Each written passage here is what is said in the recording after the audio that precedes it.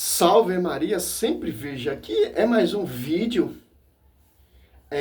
Qual é a igreja verdadeira? Descubra agora mesmo com Lucas Banzoli. A verdadeira igreja é a dele, cara.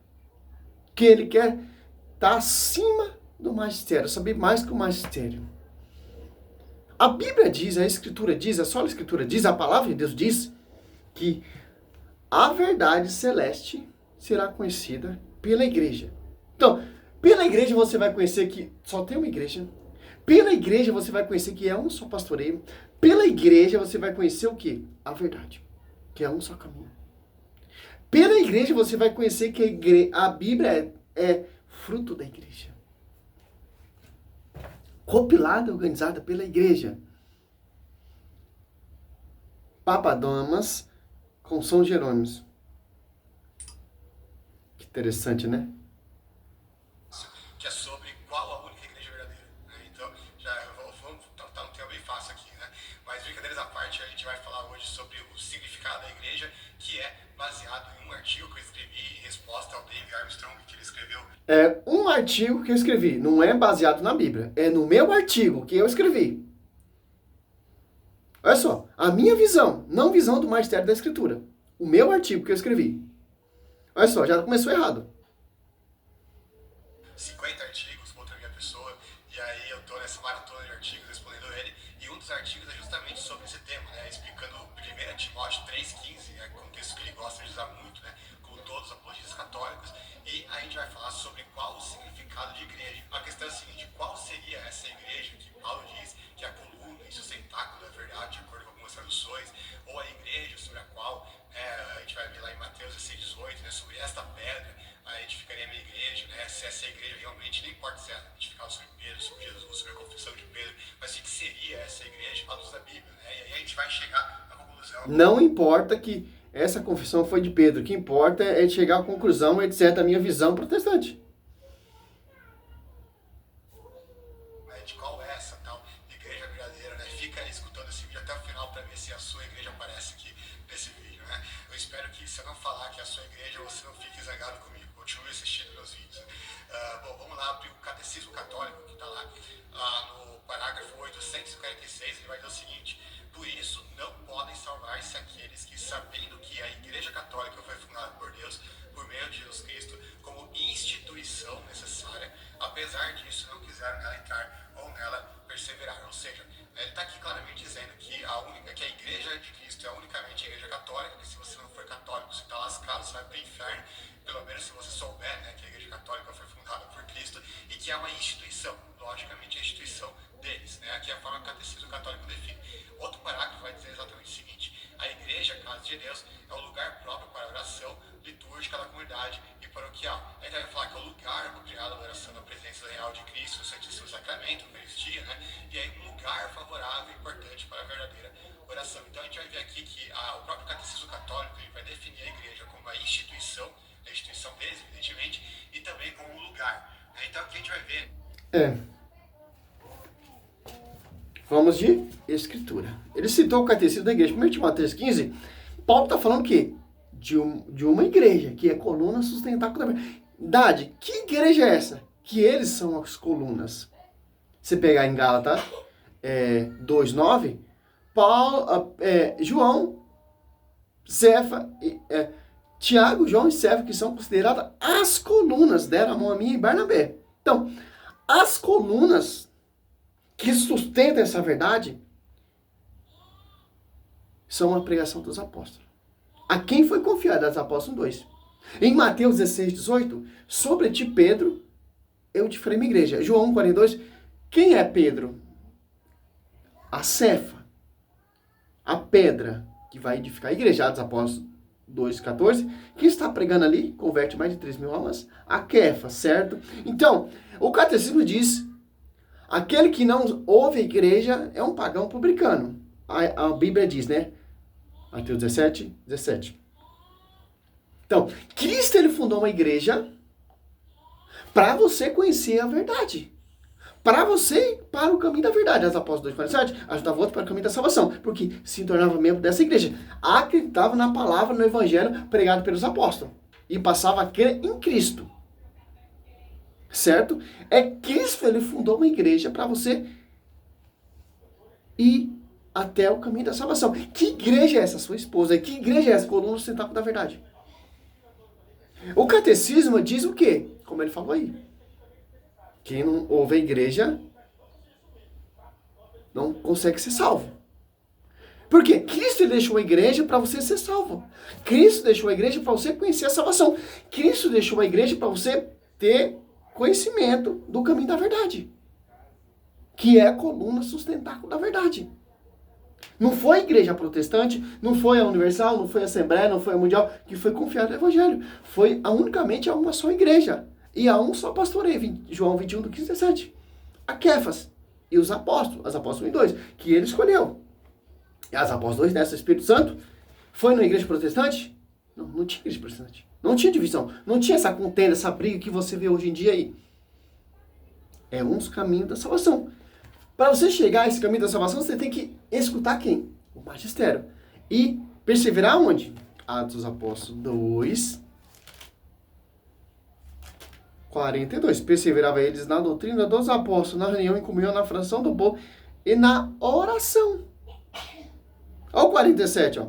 Louvava a Deus e cativava a simpatia de todo o povo. E isso é que adiantava outros que estavam no caminho da salvação. Olha só. 1 Coríntios 12, 28, Deus constituiu primeiramente os apóstolos. Por que os apóstolos? Porque foi confiado a eles, que eles são as colunas que sustentam essa verdade. Você pegar lá em 1 Pedro 2, 4 e 5. Que interessante. Não foi confiado a Edir Macedo, a primeira igreja protestante, em 1517, a luterana. Não, foi confiado ao magistério. Foi confiado a esses doutores, esses apologetas protestantes? Não. Foi confiado aos apologetas, os doutores, os mestres apostólicos. Você pegar 1 Coríntios 12, 28, 29, ó. Olha só a diferença. 12, 29. São todos apóstolos, são todos profetas, são todos doutores. Fazem todos os milagres, têm toda a graça de cura, de falar, e todas em diversas línguas, interpreta todos. Ó. Na igreja, Deus constituiu primeiramente os apóstolos, em segundo lugar os profetas, em terceiro lugar os doutores, depois o que tem o dom dos milagres, dom de cura, de socorrer, de governar, de falar diversas línguas. Ó. São todos apóstolos, são todos doutores, são todos mestres, são todos teólogos. Porque o Espírito Santo sopra sobre eles. Eles são as colunas que sustentam essa verdade. Eles são os mestres, eles são os doutores, eles falam todas as línguas, interpretam todas. É dotado de dom e de sabedoria. Porque o Espírito Santo desceu sobre essa igreja. Voltando aqui, então, ó, são todos doutores. Ó, são todos apóstolos, são todos profetas, são todos doutores, ó. Você quer comparar esses doutores aqui com esses doutores, fundamento de homem, fundamento de Lutero? Olha só, cara, a hierarquia da igreja. Ó, quem inspira essa igreja, Mateus 28, 20, o Espírito Santo. Através dessa igreja, não igrejas, igreja. Coluna sustentável da verdade, sob o pastoreio da Kefa. Olha só, Deus constituiu primeiramente os apóstolos.